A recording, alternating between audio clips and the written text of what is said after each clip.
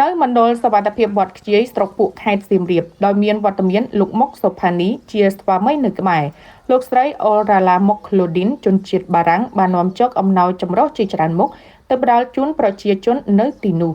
លោកស្រីបានប្រាប់បណ្ដាញព័ត៌មាន AMS ដោយបង្ហាញពីអារម្មណ៍អាណិតអាសូរលោកស្រីថាសង្គ្រាមនាំមកនូវផលវិបាកដល់ប្រជាពលរដ្ឋកម្ពុជាគ្រប់បែបយ៉ាងជាពិសេសប្រជាជនរស់នៅតាមខ្សែបន្ទាត់ព្រំដែន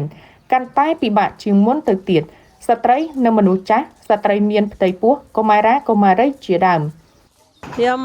ពិបាកចិត្តជាពិសេសពេលខ្ញុំឃើញស្ត្រីមនុស្សចាស់ចាស់ស្ត្រីមានផ្ទៃពោះក្មេងតូចបរិដែលខំប្រឹងធ្វើការនៅពន្លឺថ្ងៃកដៅគេអត់មានការញ៉ាំគ្រប់គ្រាន់នៅគេបាត់បង់គ្រួសារគេបាត់បង់ទឹកដីនៅគេកាត់ពីប្តីកូនដែលជីទីហ៊ានគេឈឺចាប់និងយើងឈឺចាប់ជាមួយពួកគេដែរ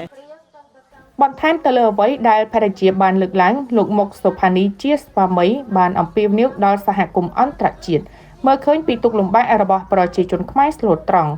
លោកថាប្រជាជនកម្ពុជាចង់ឃើញសុខសន្តិភាពហើយក៏មិនចង់បានទឹកដីប្រទេសជិតខាងដែរយើងជាជាតិសាសន៍មួយដែលត្រូវការសន្តិភាពយើងរស់នៅស្លូតត្រង់យើងទុនខ្សោយយើងជាប្រទេសដែលក្រីក្រជាងប្រទេសថៃប្រទេសសៀមប៉ុន្តែគេក្របសង្កត់មកបែបនេះហើយវាអយុត្តិធម៌មែនទែនហើយពីព្រោះជាពិសេសដល់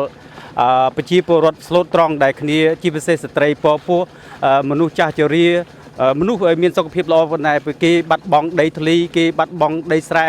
ស្រូវទុំហើយมันបានច្រូតដលងដុះហើយក៏มันបានដកអលឹកក៏មានអញ្ចឹងសូមឲ្យសហគមន៍អន្តរជាតិឃើញពីទុក្ខលំបាកនៃការឈឺចាប់នេះហើយពីព្រោះយើងរស់នៅដោយសុខស្រួលប៉ុន្តែគ្រាប់ទម្លាក់លើក្បាលរបស់ពួកយើងអញ្ចឹងសូមឲ្យសម្រាប់សហគមន៍អន្តរជាតិផ្ដល់